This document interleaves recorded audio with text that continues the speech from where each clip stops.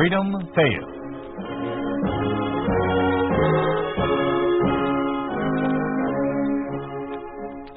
We'd like to take you on a visit to a town that doesn't exist. A town we call Springfield, USA.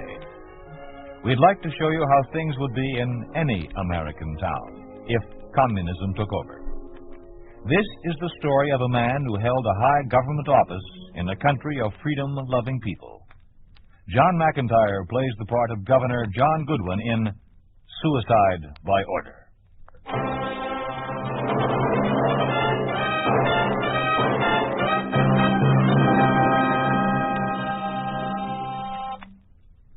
Yes? Dr. Shea is here. Oh, good. Send him right in. Well, come in, Wayne. What brings you here so early today? John, what in the world are you trying to do? Well, that's a fine greeting. What do you mean? You know very well what I mean. A speech on the radio last night. I'd be perfectly willing to wager that the remarks you made were not in the approved copy of your speech. You'd win your bet. You don't know the things they wanted me to say. They're outrageous. I wouldn't even consider following that line. It can cause a lot of trouble, John, even though you're still governor. Still governor. That's a big help. And as for my powers, I haven't originated one piece of approved legislation since they took over. All they do is push bills at me to sign. Now, that's another thing, your refusal to sign their edicts. John, the governors of almost every other state have been removed from office. You know that. And each state has become a separate province with its own commissar. Now, that can happen here, too. Wayne, do I hear right? Are you implying that I cooperate with these people, carry out their edicts without any reference to the people or our legislature? Well, call it what you want. You can't fight this thing by being bullheaded. As far as the legislature is concerned, it may as well adjourn. Everything pertaining to law is coming from the Action Committee, anyhow. If we can bide our time, maybe someday... Bide our time someday? I'm doing my fighting now. Do you think they can walk in and trample all over us? Am I supposed to sign my name while I'm blindfolded? The bills will go into effect anyhow. That's exactly what I mean. They write a law, put it into effect, and then come to me for a signature. Why do they bother? Anyone with half a brain would know that I would never condone the issuance of such orders if I didn't have to. That's just the point. You do have to. Yes, I do. They started with the threats. Threats? Yes. If I don't sign this or that law, they say they'll make it more stringent and put it into effect anyhow. Oh, good morning, Mr. Collins. Or rather, Comrade Collins. Do come in. Goodwin, you've done a very serious thing. Your speech last night, I warned you. Governor Goodwin, if you please. Governor Goodwin, if I please? Well, I don't please. You've caused a great deal of trouble for me and yourself. Your original speech had been approved by the Ministry of Information. Why did you deviate from it? Did I deviate? I warn you to watch your step, Goodwin. Those remarks you made, proud to be an American citizen, react in a democratic manner. You have been told, as have your people, communism is the only democracy. History has proved it. Perhaps you have some testimonials to that claim from Siberia? Dr. Shea, you're a man of fair intelligence. I suggest that you try to impress upon your friend the importance of cooperating with us. The consequences of resistance can be very unpleasant. He was pretty upset. Yes, he was. How far do you think you can go with him? I'm going to fight him every step of the way. I will not be a party. Yes? Lieutenant Governor, Mr. Wilson is here, sir. Show him in. That's strange. Wonder what Wilson wants. Good morning, Wayne. Doctor? Morning. What can I do for you, Tom?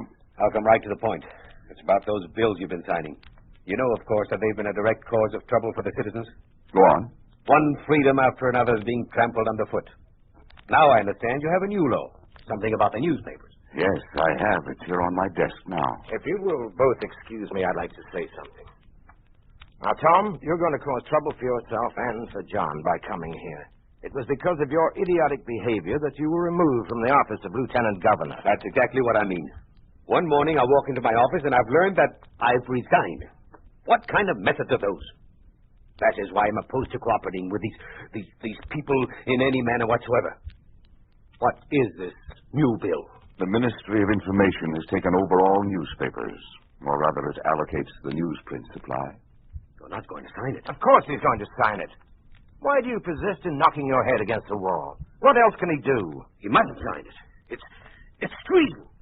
freedom of the press is periled. Tom, do you think for 1 minute it would make any difference whether or not I signed this order or any of the orders? It would mean trouble for me, my staff, even you and Wayne. You're a traitor. A traitor to the American people. Tom, you're out of your mind. You're a disgrace to your office. I'm ashamed of my association with you.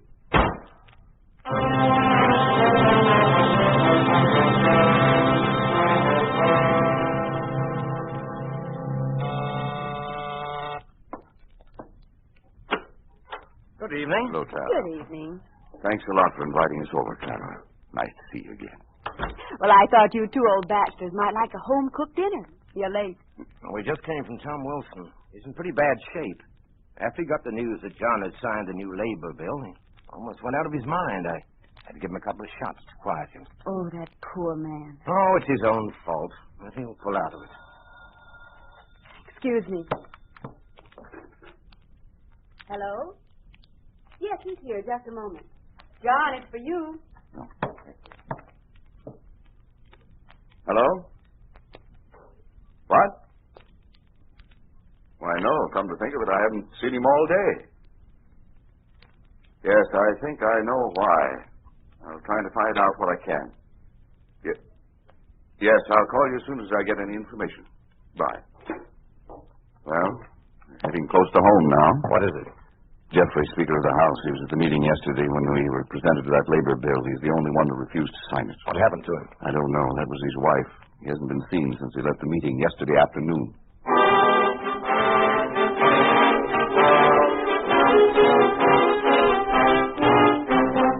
And I refuse to discuss the subject anymore. Good day. I beg your pardon. Oh, hello, Wayne. Sit down. Colin was certainly leaving in a hurry. What'd you find out? Not a thing. You think Jeffries is dead? What else? Missing for over a week. No letter, no phone call, didn't take any clothes. He was on the way home from his office and just disappeared. Yes? Wilson? Send him in. That fool. I specifically told him to remain in bed. Why, the man's on the verge of a nervous collapse. Wait till I... Come in, Tom. Well, you fixed things up beautifully, haven't you? Sit down, Tom. Where's Jeffries? Where is he? Tommy, you shouldn't be out of bed. He's dead. That's where he is. He's dead. And it's all your fault if you stood by him. But no, you signed everything. Bowed down to them. Tom, you're a sick man. Now, come on. Don't touch me. Traitors, all of you. Why don't you fight them? Why don't you... Well, I warned him. Better call an ambulance.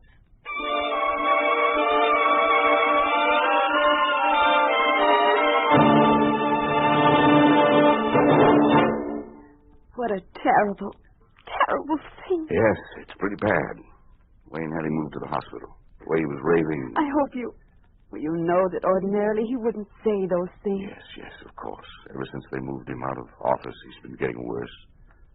He hasn't had to cope with them day after day as I have. All he's had time to do is to think of the injustice of it all. He wants to fight. What is there to fight, and what good? I know. Wayne should be here soon. I'll go fix some Wait a coffee. minute, Clara. There's something else. Yes, John? Clara, we've postponed, or rather, I've postponed our wedding 3-4 times now.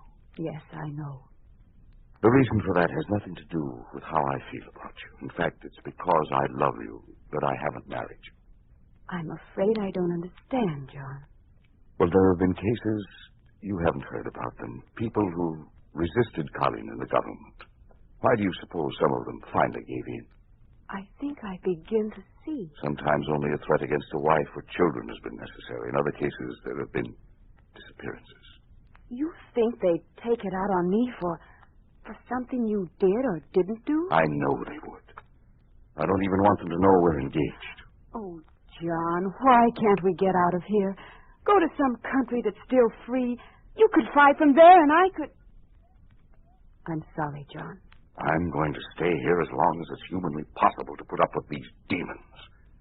I think I can do more here than I could anyplace else. At least that's the way I feel for the present. Maybe something will... That must be the doctor. Oh, hello, Clara. Oh, good evening, Doctor. Good evening, John. You look pretty low. How's Wilson? You pull through nerves. Pretty much unstrung, but physically he's all right. Well, you better stick pretty close to him. He may have a turn for the worse by tomorrow. You anticipating trouble? Yes, I don't know what's up, but I meet with Colin in the morning, and I'll wager it isn't going to be good.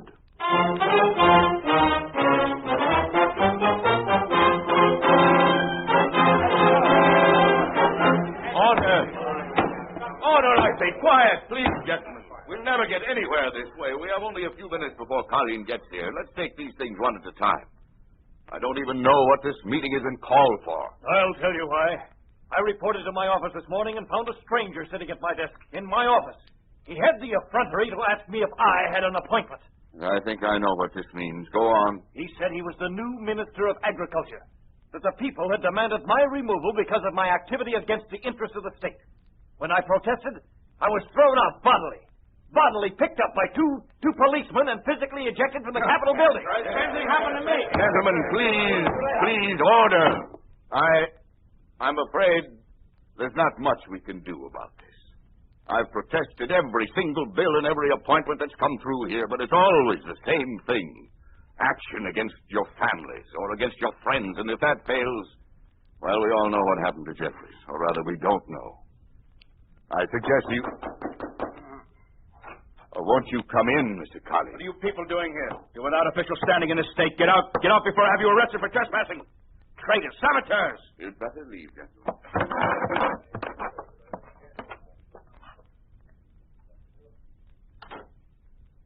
Apparently, you already know what's happened. Yes, I know, but I'm not sure I believe it. I suggest you learn to believe. Here, sign this. What is it this time? It's a certification of the new cabinet for the state. It announces the successors to office. Mr. Collins, while I know I'm wasting my time talking Watch to you... yourself, Mr. Goodman. I would nevertheless like to point out that almost all of these offices are elective. Do you understand what that means? Elective? Elected by the people. Not appointed by you or me or anyone else. My signature on this paper would mean absolutely nothing to the people. You'll sign it anyhow. Besides, the men whose names are there as replacements are already in office. I was about to mention that myself.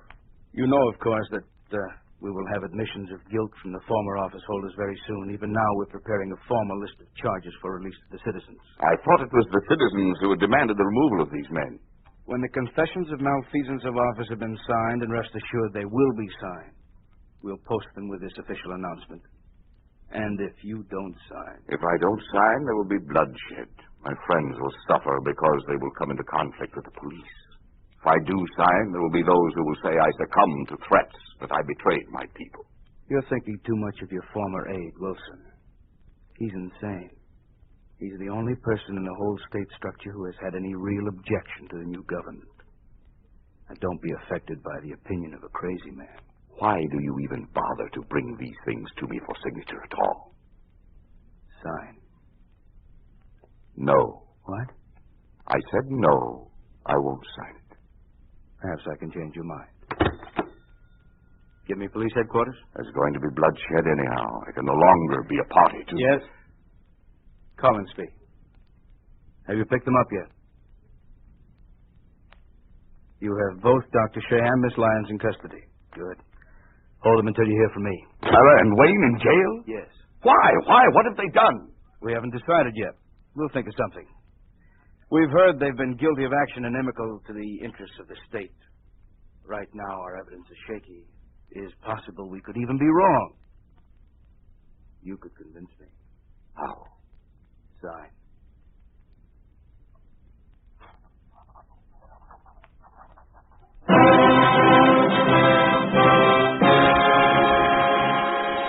You are listening to Suicide by Order, a story of the way things could be if communism took over. A picture of what life would be like under a communist regime in an ordinary American town. A town we call Springfield, USA.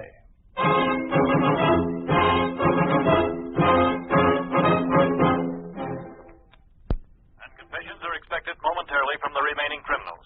Meanwhile, the new officers have taken office by order of Governor John Goodwin. The governor, who early today signed the affidavit accusing the former office holders of malfeasance of office, indicated that he is very confident that the affairs of state under the new members will herald a new day of freedom and that... I think they've distorted the facts a bit. We all know that, John. But nevertheless, the bill bears my signature. You shouldn't have let them threaten you. I mean, with Wayne and me. We'd have been all right. How did they find out about us, you and me? I've tried to conceal our relationship in every possible manner. Only you and I and Wayne knew. And Earl Parnas. Earl Parnas? You mean the one who was in our motor vehicle department? Yes. You remember he was removed because of his activity report by the Un-American Committee. Well, yes, but... He's working for them now. He was down at the police station, one of their agents. He was gloating about his new position in the state police setup, the MVD. If this weren't so outrageous, it would be funny. What do you mean? Police, MVD, motor vehicle department. Have you heard from Wayne yet? Oh, he called this morning. I don't know where he is. Have you got your instructions straight for tonight? Yes, I'm all packed. One small suitcase, as you told me. Well, tell me what you're to do. You will go home early tonight. I will put out all the lights as though going to bed. At 1:30 in the morning, a car will pull into the driveway. I will go to wherever the driver takes me. Oh, John, can't you tell me where it is? No. Go on. Oh, John, they found out. Answer it. Clara, John here. Yes, come in. You frightened the doctor pounding on the door. John, Wilson just tried to commit suicide. What? Yeah, he heard the report over the radio about the bill you signed. He jumped out of a window in his apartment building. He's badly hurt. That fool, that stupid, idiotic fool, jumping out of a window is an act of a neurotic. Only a demented person would try such a thing. It appeared he was recovering, too. Suicide doesn't absolve one of his responsibilities. It's a very poor escape. Besides, he chose a stupid way to go about it. There's no guarantee of success. If a person feels he must do away with himself, he should use a gun or poison. John, what a peculiar way to talk. Don't mind what John says. I've been his doctor for more than 20 years. He's always been afraid of pain. John would naturally think of a painless way to die. If he was thinking of dying, which I don't think he is. It's getting late. Yes, of course. Would you drive me home, Wayne? Sure, glad to. See you tomorrow, Clara. Yes, I'll see you tomorrow.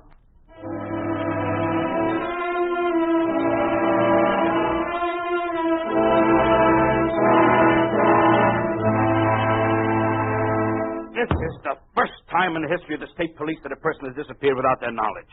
Now, how is it possible? Have you been asleep? No, they've been watched every minute. We know she was home the night before last. Both Dr. Shea and the governor were there. They left together when the girl retired. How do you know?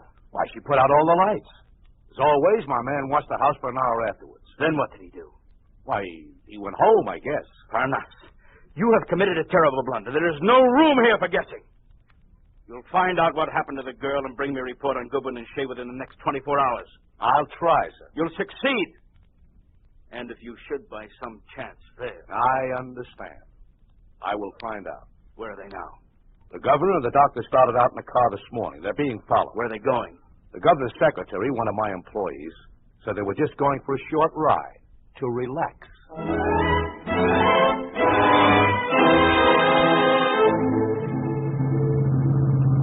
I suppose you noticed we're being followed. Of course. What was so urgent? Why couldn't we meet in your office? And where in the world is Clara? No. She's safe, thank God. Safe where? The other night when you were with us, the night Wilson tried to kill himself, I arranged for her to fly out of the country. I just got word this morning. She made it safely. I'm surprised she'd go without you. I told her I'd join her as soon as I could. That's what I want to talk to you about. But why here? Well, I can't risk using the office. I think they're after me now. I've served my purpose. I can do no more good, either for them or for our own people. I'm leaving the country tomorrow. I want you to go with me. But how? You're watched every minute. I have a plan. But we must work fast. No packing, no change in routine. This afternoon, I'm going downstate to welcome some new official. I probably won't be back tonight. Now, tomorrow morning, I'll phone you at your office at 7 o'clock and ask you to come over to examine me for some illness. Yeah. But don't come to my house. That will be your signal to get into your car and drive to a field outside of the city. Here. I've drawn out the route. Now, memorize it and then burn it. Then what? When you get there, I'll be waiting with a plane. Don't contact me anymore from now on, even by telephone. Should the plan fail and I don't bring you tomorrow, come and see me as usual later in the morning. What is it you have to do this afternoon? Oh, it's some new commissar or something. I'm driving to Midland with Colin. It's only about 70 miles from here. It's almost time to get started. You better head back toward the capital. Remember, 7 o'clock tomorrow morning at your office.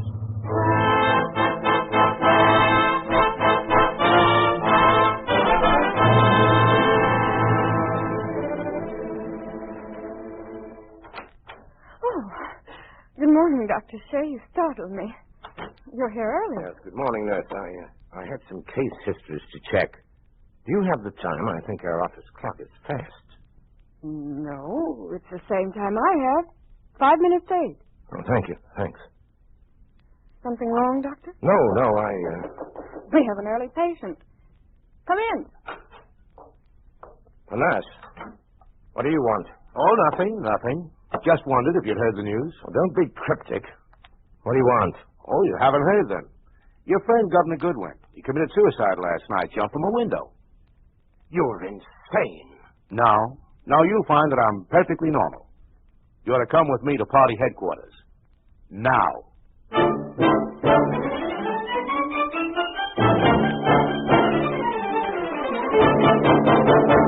I still don't believe it. It's impossible. Are you inferring that something else caused the death? That can be very dangerous, you know. Dangerous? What else can they do?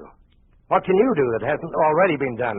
If you want to find out, try once more to escape from this country. Escape? When? How did you know? Oh, we know. We have ways. So you better watch your step, Dr. Shea. And in the face of that, you still expect me to believe Governor Goodwin committed suicide? Frankly, I don't care what you think. As long as my duties are satisfactory, Yes? Oh, yes, Mr. Collins. Yes, he's here. For you, Dr. Shea. Yes? Oh, hello. Yeah, Mr. Knapp's informed me. Terrible thing. And I may as well tell you, too, that I don't believe he committed suicide. And I have several reasons for thinking what I think. As his doctor, I'd like to attend the post-mortem. And I understand I need your permission. Thank you. When will it be? 15 minutes. But you're 70 miles away from here. I could never... Oh, yes. That's up to me. I understand. Perfectly.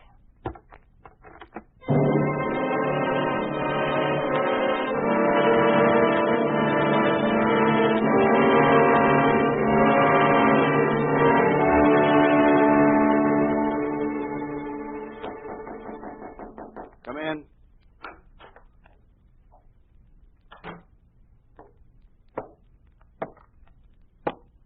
Good evening, Dr. Shea. Good evening. Dr. Shea, we noticed you were missing from Governor Goodwin's funeral yesterday. How do you explain this? I have no explanation. I just didn't go. Many of your countrymen are talking. It seems that you're misinformed about the cause of his death.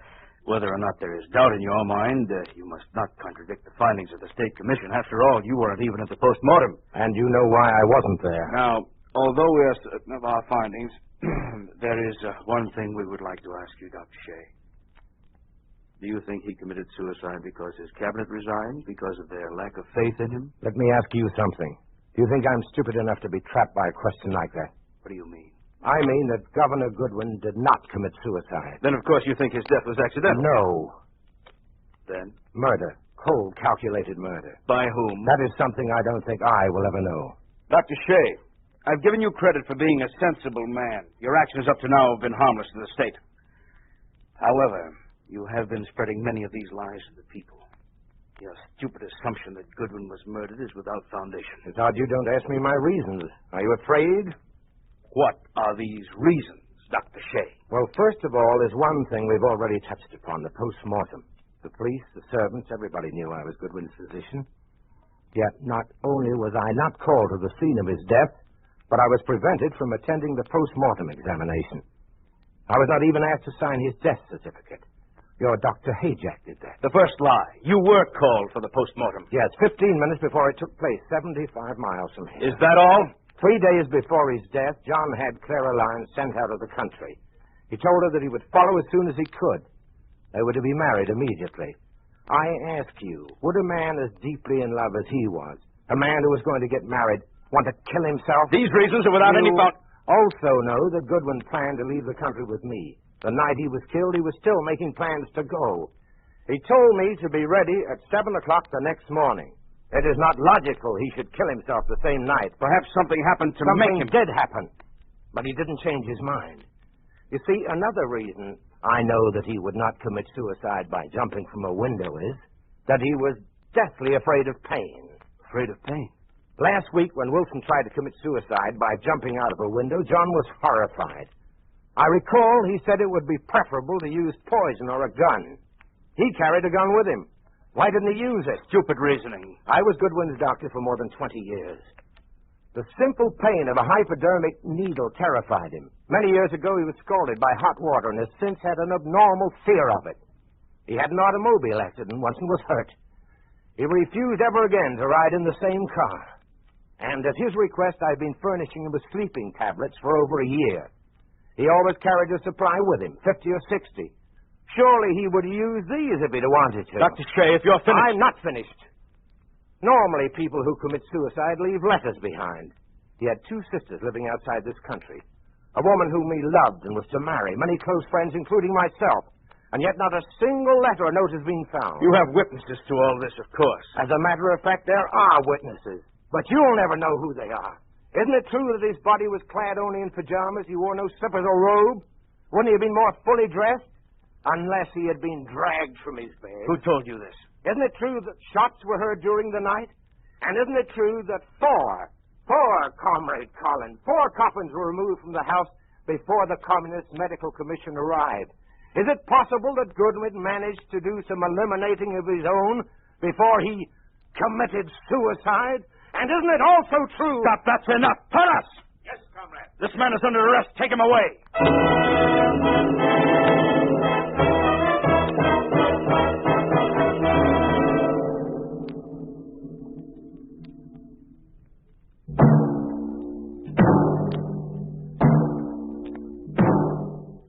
You have just heard a story of what happens to a man of state under a communist regime. You have just heard what would happen to any American statesman if communism took over. You think this could not happen? It did happen in the communist-dominated country of Czechoslovakia. It did happen to Prime Minister Jan Masaryk. On March 10th, 1948, Jan Masaryk died. The communist of Czechoslovakia declared his death suicide. Dr. Oskar Klinger, personal physician to Jan Masaryk, escaped to tell the true story. Dr. Klinger says Masaryk was murdered.